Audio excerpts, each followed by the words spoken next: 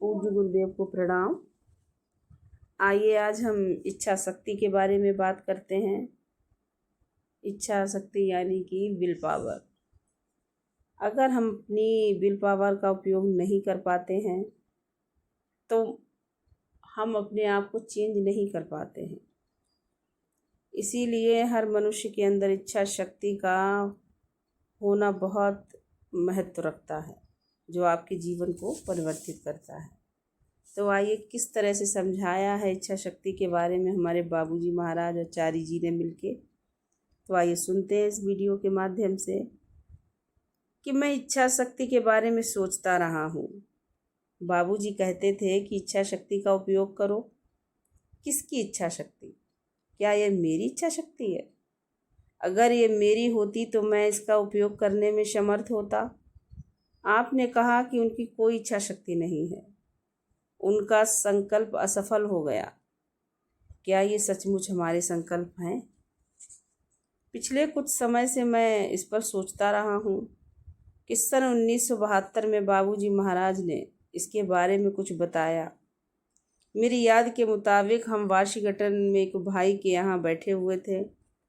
सुबह सुबह बाबूजी ने हमें बुलाया और कहा कि तुम जानते हो, तुम्हारी इच्छा शक्ति अत्यधिक विकसित हो चुकी है और अब ये लगभग दिव्य संकल्प के बराबर है।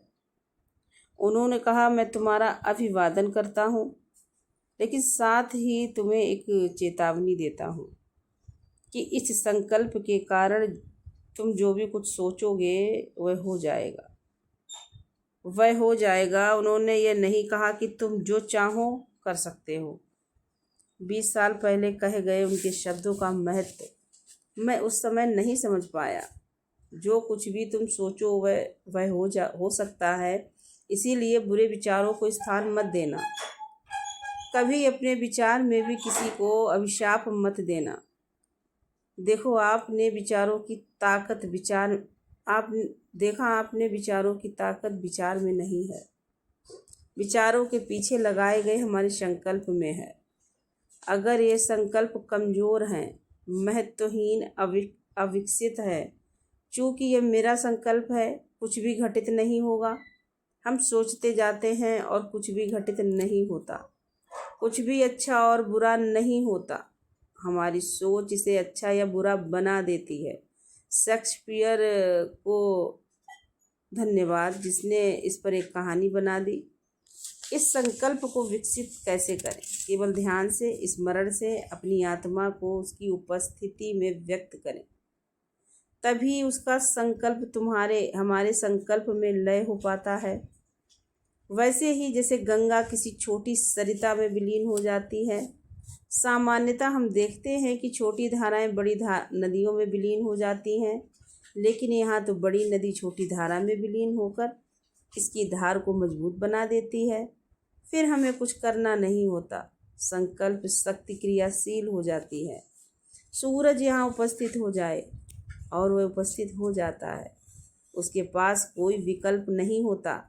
ये पदार्थ जो बड़ा बनने की कोशिश में है, सहस्त्र गुणित होकर सूर्य की तरह चमक रहा है और अपने सौर मंडल में जीवन का स्रोत है।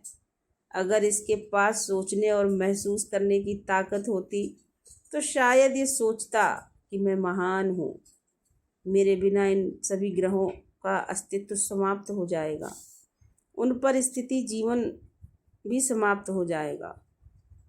ये अच्छी बात है कि प्रकृति शक्तियाँ अहंकारी नहीं हैं, उनमें स्वयं को प्रदर्शित करने की लालसा नहीं है। वायु कहेगी कि बिना मेरे कुछ भी नहीं हो सकता। अग्नि कहेगी कि मेरे बिना कुछ भी संभव नहीं है। यह बड़ी ही अच्छी बात है कि प्रकृति की शक्तियाँ विचारहीन हैं, मस्तिष्कहीन हैं, केवल शक्तिहीन नहीं, क्योंकि वे संकल्प द्वारा संचालित हैं। मैं इस निष्कर्ष पर पहुंच रहा हूं कि जब हम अपना निम्नतम संकल्प समर्पित कर देते हैं तो वैश्विक संकल्प अपनी भूमिका का निर्वाह शुरू करता है। चीज़ें घटित होने लगती हैं। चूँकि यह वैश्विक व्यक्तित्व का ऐसा चाहता है, वह कुछ करता नहीं है।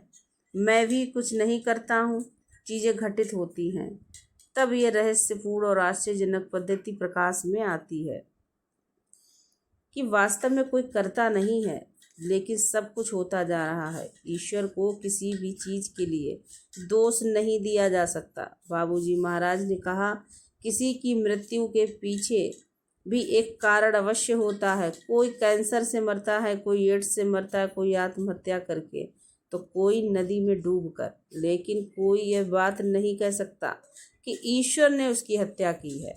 तो देखा आपने, एक महान रहस्य, एक महान आश्चर्य इसमें छिपा हुआ है कि इस रोज़ में इस अद्भुत संसार में कहीं भी कोई कर्ता नहीं है, फिर भी चीज़ें होती जा रही हैं, घटनाएं घटित हो रही हैं, क्योंकि एक दिव्य संकल्प ने इन सारी चीज़ों की शुरुआत की थी और यह संकल्प आज भी क्रियाशील है। यह मेरा निवेदन है कि जो लोग अपने संकल्प को इस